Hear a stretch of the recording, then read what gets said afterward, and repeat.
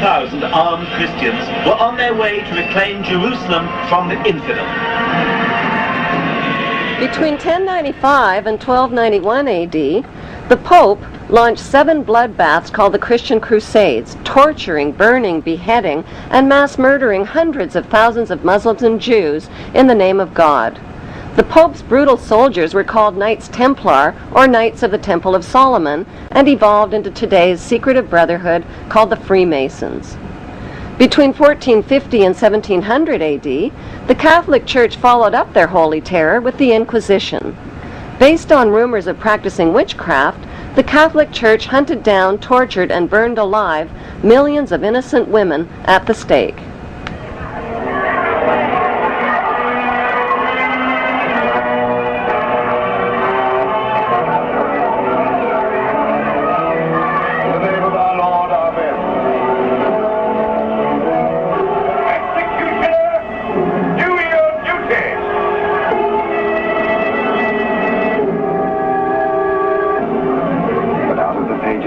Is to emerge the one truth.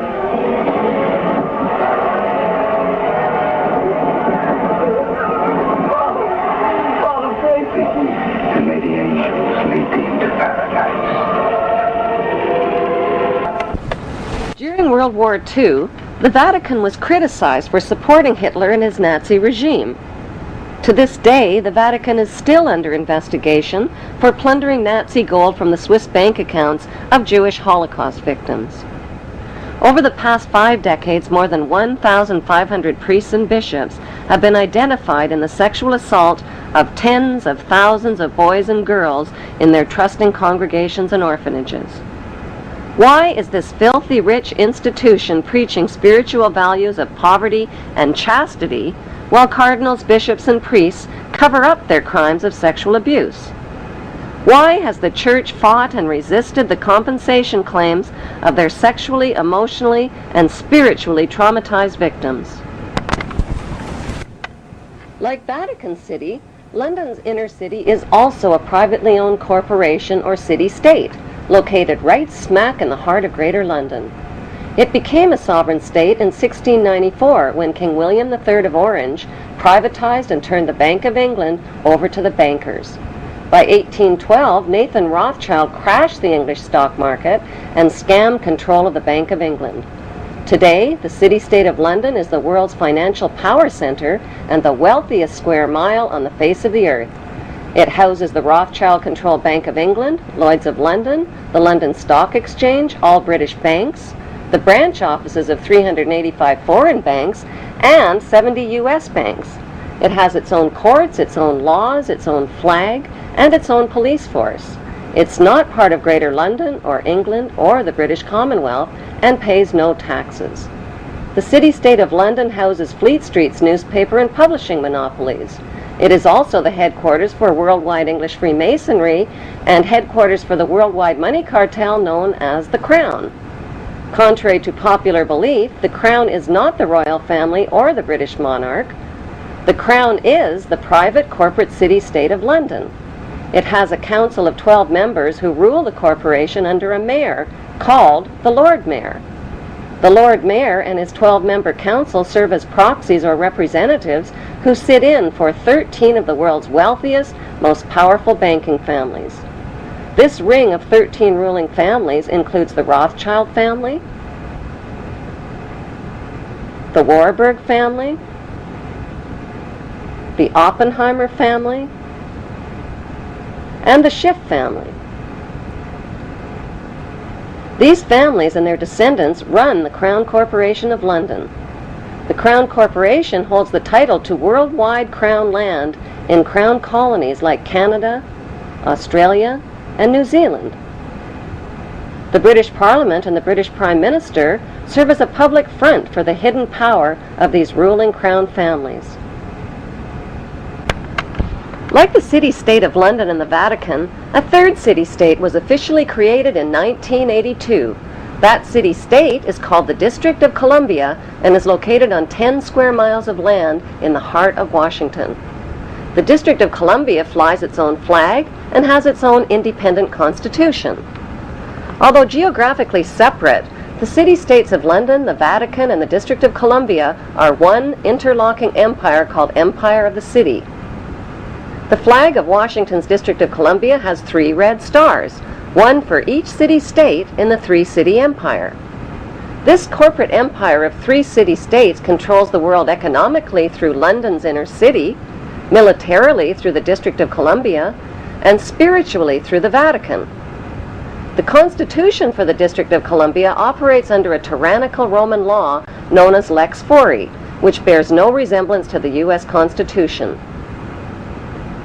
When Congress passed the Act of 1871, it created a separate corporate government for the District of Columbia. This treasonous act allowed the District of Columbia to operate as a corporation outside the original Constitution of the United States and outside of the best interests of American citizens.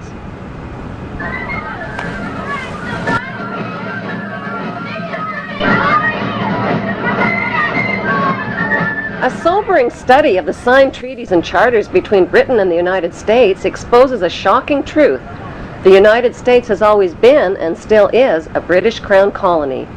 King James I was famous not for just changing the Bible into the King James Version, but for signing the first Charter of Virginia in 1606.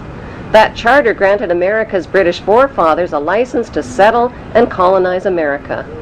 The charter also guaranteed that future kings and queens of England would have sovereign authority over all the citizens and colonized land in America stolen from the Indians. After America declared its independence from Great Britain, the Treaty of 1783 was signed. That treaty specifically identifies the King of England as the Prince of the United States and contradicts the belief that America won the War of Independence.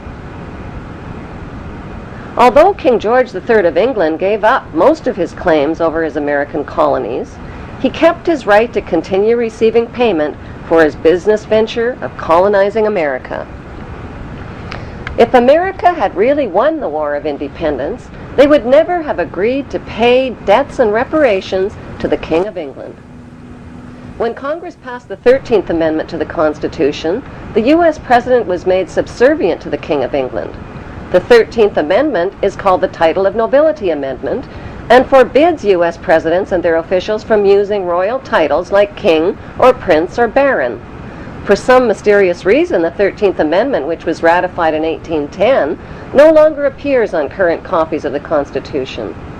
America's blood-soaked War of Independence against the British bankrupted America and turned its citizens into permanent debt slaves of the king.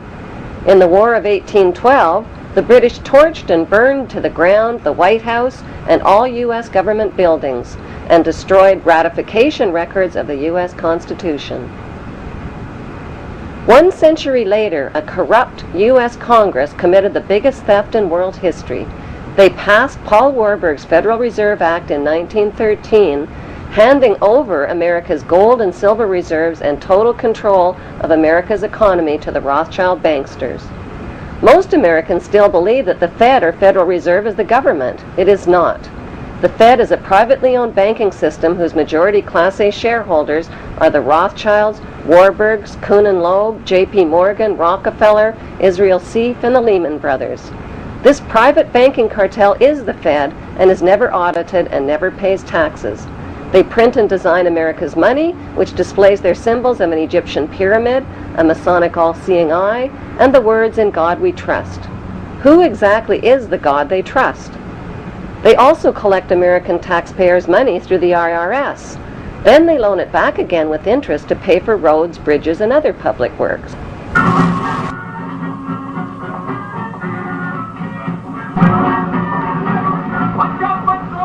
American presidents are handpicked and financed by these special interest power groups. Like George W. Bush, John Forbes Kerry, whose initials are JFK, is a member of Yale University's Skull and Bones Brotherhood. The Forbes part of John Kerry's name identifies his descendancy from Captain Robert Bennett Forbes, who was a drug runner for the Rothschilds' opium drug trade with China in the 1800s.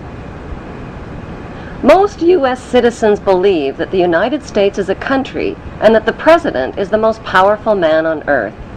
The United States is not a country. It is a corporation, and the President is President of the Corporation of the United States. He and his elected officials work for the corporation, not for the American people.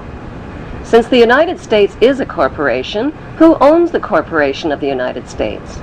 Like Canada and Australia, whose leaders are prime ministers of the Queen, and whose land is called Crown Land, the United States is just another crown colony. Crown colonies are controlled by the empire of 3 city-states. At the center of each city-state is a towering, phallic-shaped stone monument called an obelisk that points skyward. In D.C. city-state, the obelisk, known as the Washington Monument, was dedicated to Freemason George Washington by the Freemason Grand Lodge of the District of Columbia.